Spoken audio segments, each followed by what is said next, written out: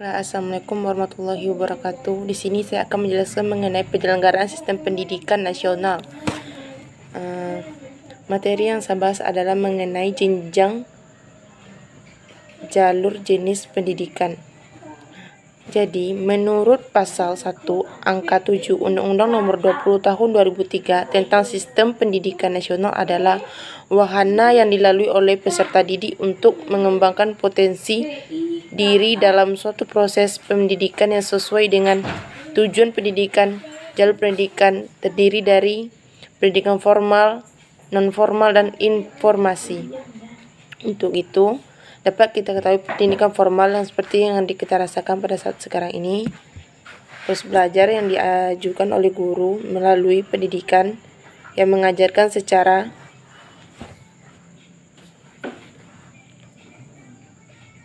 formal. Selanjutnya ada poin B mengenai pendidikan, jenjang pendidikan. Jenjang pendidikan menurut pasal 1 angka 8 Undang-Undang Nomor 20 Tahun 2003 tentang Sistem Pendidikan Nasional adalah tahapan suatu pendidikan di mana tingkat perkembangan peserta didik bertujuan untuk menciptakan suatu kemampuan dan pengembangan jenjang pendidikan formal yang terdiri atas pendidikan sekolah dasar dan pendidikan menengah serta pendidikan dalam perguruan tinggi. Baiklah, saya Dinayat Panda akan menjelaskan mengenai jenis-jenis pendidikan.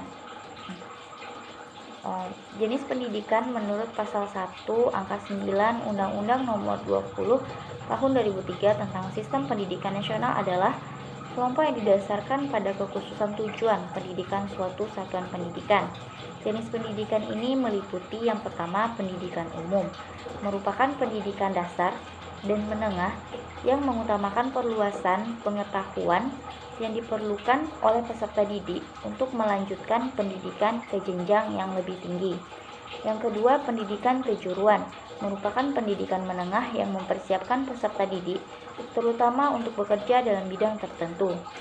Yang ketiga, pendidikan akademik, merupakan pendidikan tinggi, program sarjana dan pasca sarjana yang diarahkan terutama pada pengetahuan disiplin ilmu pengetahuan tertentu. Yang keempat, pendidikan profesi, merupakan pendidikan tinggi setelah program sarjana yang mempersiapkan peserta didik untuk memiliki pekerjaan dengan persyaratan keahlian khusus. Yang kelima, pendidikan vokasi, merupakan pendidikan tinggi yang mempersiapkan peserta didik untuk memiliki pekerjaan dengan keahlian terapan tertentu, maksimal setara dengan program sarjana. Yang keenam, pendidikan agama, merupakan pendidikan dasar, menengah, dan tinggi yang mempersiapkan peserta didik untuk dapat menjalankan peranan yang menuntut penguasaan pengetahuan tentang ajaran agama dan atau menjadi ahli ilmu agama. Yang ketujuh, pendidikan khusus, merupakan penyelenggaraan pendidikan untuk peserta didik yang berkelainan atau peserta didik yang memiliki kecerdasan luar biasa yang diselenggarakan secara inklusif atau berupa satuan pendidikan khusus pada tingkat pendidikan dasar atau menengah. Baiklah, selanjutnya mengenai Standar Nasional Pendidikan atau SNP adalah kriteria minimal tentang sistem pendidikan di seluruh wilayah hukum negara Kesatuan Republik Indonesia. Standar yang diacu dalam pengembangan kurikulum adalah yang pertama, standar kompetensi lulusan merupakan kriteria minimal tentang kesatuan sikap, keterampilan, dan pengetahuan yang menunjukkan capaian kemampuan peserta didik dari hasil pembelajarannya pada akhir jenjang pendidikan. Yang kedua, standar isi dikembangkan melalui perumusan ruang lingkup materi yang sesuai dengan kompetensi lulusan. Yang ketiga, standar proses digunakan sebagai pedoman dalam melaksanakan proses pembelajaran yang efektif dan efisien sehingga mampu mengembangkan potensi, prakarsa, kemampuan, dan kemandirian peserta didik secara optimal. Yang keempat, standar penilaian pendidikan digunakan sebagai pedoman bagi pendidik dalam melakukan penilaian hasil belajar peserta didik secara berkeadilan, objektif, dan edukatif. C. Jenis pendidikan. Jenis pendidikan menurut pasal 1 angka 9 Undang-Undang Nomor 20 Tahun 2003 tentang Sistem Pendidikan adalah kelompok yang didasarkan pada kekhususan tujuan pendidikan suatu satuan pendidikan. Jenis pendidikan ini meliputi 1.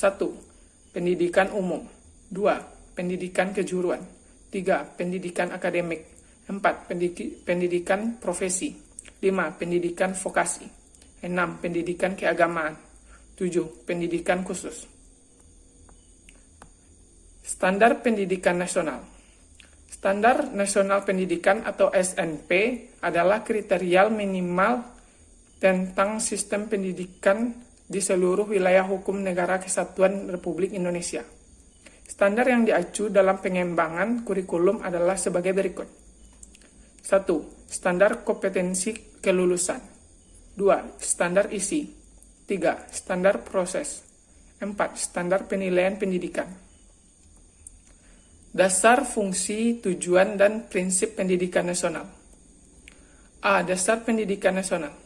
Dasar pendidikan nasional adalah suatu yang menjadi kekuatan bagi tegaknya suatu bangunan atau lainnya, seperti pada rumah atau gedung, maka pondasinya lah yang menjadi dasarnya. Begitu pula halnya dengan pendidikan. Dasar yang dimaksud adalah dasar pelaksanaannya, yang mempunyai peranan penting untuk dijadikan pegangan dalam melaksanakan pendidikan di sekolah-sekolah atau lembaga-lembaga pendidikan lainnya. Baiklah, saya kembalikan kepada moderator.